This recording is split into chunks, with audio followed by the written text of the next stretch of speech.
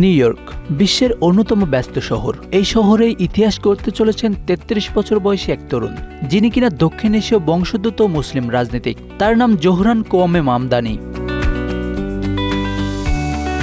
জোহরানের জন্ম উগান্ডার কাম্পালায়। বিখ্যাত শিক্ষাবিদ মাহমুদ মামদানি ও ভারতীয় চলচ্চিত্র নির্মাতা মীরা নায়ারের সন্তান হিসেবে মাত্র ৭ বছর বয়সে তিনি চলে আসেন নিউ ইয়র্কে। সেখানে শিক্ষা ও বেড়ে ওঠা। বোর্ডিং কলেজ থেকে আফ্রিকান স্টাডিজে স্নাতক শেষ করেন তিনি। এরপর বাসা হারাতে থাকা পরিবারদের পাশে থেকে কাজ করেছেন হাউজিং কাউন্সিলর হিসেবে। রাজনীতিতে আসার লক্ষ্য ছিল স্পষ্ট, মানুষের জীবন বদলানো।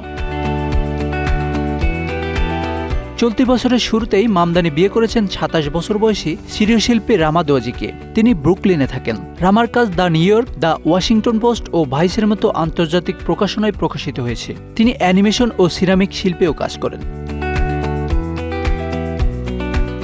পুরো ভিডিওটি দেখতে কমেন্টসে পিন করা লিঙ্কে ক্লিক করুন।